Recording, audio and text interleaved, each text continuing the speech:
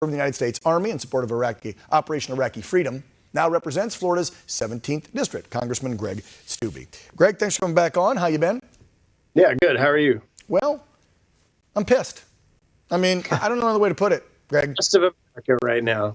Okay? Let's just talk. You know, there's no camera right now. No, I'm not a host. You're not a congressman. We're vets. We're watching what just happened over the past couple of weeks and on the deadline this past Monday. And yeah, I am madder than hell. And every American should be, regardless of politics, on what happened. Yeah, there's not words in the English language that can be more descriptive and appropriate for your television show that I can say about my level of frustration and the level of frustration of other veteran Republican congressmen. Never in the history of our country did I think that we would be sitting here having a conversation about the fact that our government, our military, our Secretary of State intentionally and deliberately left American citizens behind enemy lines to deal with the Taliban themselves, and now are saying that they're going to negotiate with the Taliban to bring our citizens back instead of just going in and getting them ourselves. And that's the human toll, which is atrocious enough. But let's also discuss the military toll, the tactical toll of our weaponry, our vehicles, our aircraft, our night vision goggles that now the enemy has that can now have the same capabilities of us at night, that was handed over to the Taliban and now ISIS and now the Iranians and now the Russians and now the Chinese. $90 billion worth of military equipment, aircraft, and vehicles that now is in the hands of our enemies. So the human toll is one thing. Should all be very much offended that our government would do this to our people. But then we just handed over $90 billion worth of military equipment that will be used, mark my words, that will be used by the Iranians, the Russians, the Chinese, and terrorists against us. Congressman, where are you hearing, if any, I'm sure the regime is trying to keep it under wraps as much as possible, 124,000 evacuated since July. The number I heard was somewhere around 40,000 are in this country now, of which roughly 20-30% were American legal citizens. That still leaves a big chunk, maybe 20-30,000 that aren't. So those are refugees. We already know there was 100 of them, this came out a week or so ago, that were either questionable, on a terror watch list, or shouldn't friggin' be here because we already knew it. But because we rushed the job, we couldn't vet them. Do you know where we're putting them? I saw a report that there's a small town in Wisconsin near one of the bases that's now preparing to take in hundreds, if not a couple thousand, in this little rural town of Wisconsin. And so I'm just curious. I heard the president say they're going to be at 8 different military bases in this country. And then do we spread them out everywhere, or how is this going to go down? Yeah, of course, Republican members of Congress have asked that these Afghan refugees who are not SIVs be vetted properly, go through the proper backgrounds, not be given legal status until all of that has been done, if we even give that to them at all. And none of that's happening right now. The Biden administration hasn't vetted these individuals. Just like you said, they're being shipped out all across different military bases all across our country and then just dropped out into the community, I guess, for the community to deal with these individuals. We talked about the human toll in Afghanistan. We talked about the military equipment, and now we're just going to allow these individuals, some of which you highlighted, have popped positive on terrorist watch lists, who now are their own Biden administration saying these guys shouldn't be in the country, and this is why. And they don't know where these people are and where they're going to go. That's how backwards. That's how. I mean, again, I don't have words to describe my frustration. Right. We don't want to get thrown off the air.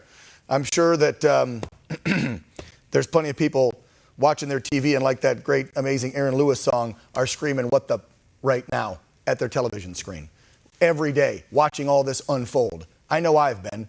Got to ask you about this one. We, as members of Congress, can't do anything about it until we take the House back. So it's frustrating enough, but then you're a member of Congress, you're like, what can I do?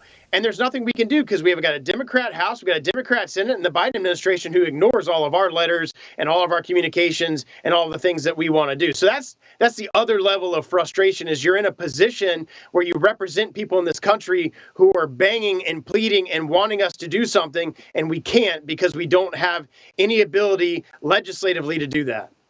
Well, that right there should send a big message, folks. If you're thinking about not voting because you're scared about election integrity, you're thinking about not voting because you don't like the rhinos and some of the spineless Republican leaders, don't sit at home, because Greg just told you right there, if we don't take the House back, how can we do anything? How are we going to get anything done when it comes to America First values, conservative values, and legislation that we want, which I still believe this country is center right, and over 50% of this nation still wants, maybe more, I hope to God it's more, the American First values and policies that we have been preaching about, not only on this program, but in the Trump administration, and you talk about it as well, Greg. I want to clarify this real quick.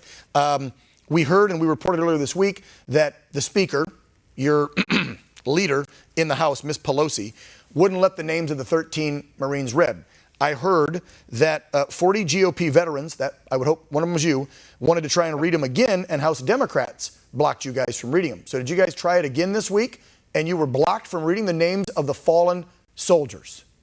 So over 40 Republican members of Congress, all of which used and wore the uniform as military service members and veterans, flew up to Washington to demand action on Afghanistan. We all were sitting and we were standing on the House floor when they called a pro forma session of Congress into order on Tuesday and stood there to be recognized and demanded to be recognized. And we were completely and utterly ignored. And as the Democrat Debbie Dingell was turning her back towards us and walking out of the House chamber, one of the congressional members, one of my colleagues, yelled out and said, "We just want to read the names of the fallen service members who gave the ultimate sacrifice for our country in Afghanistan," and she kept walking out the door. That is how far our nation has fallen right now, and that is how much your Republican members of Congress who are veterans are trying to fight and take back our nation.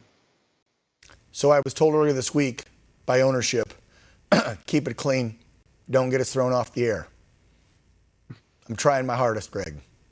It is difficult. This I'm stuff, with you. let me just tell you. It should motivate people all across the country to go to what America truly stands for, and this isn't it. No, this is not it. What in the heck is going on? You can't even read the names of 11 brave Marines, Navy corpsmen, and a soldier that served this country and died in a total cluster, you-know-what, pullout of that country thanks to Joe Biden and inept military leaders. So we'll put them back on the screen. There's the brave Americans that were lost. Oh, Congressman Greg Steube, representing Florida's 17th District, thank you so much for coming on the program. Be well. Have a good weekend. Keep up the fight. I know you guys don't have control, but you got to keep just hammering away in D.C. so people at least see that there are fighters left on our side, and we're going to continue that fight into 2022, no matter if they're going to try and cheat like hell, no matter if they're going to try and dox people and censor people and not let us read the names of fallen heroes and cancel our accounts on social media and everything they're doing. We just got to keep fighting. Thank you, Greg. I'll never stop fighting for the American people, unlike this administration. No kidding. No kidding. Me either, even if they throw me off. We'll see you later. Have a good weekend. Have a great week.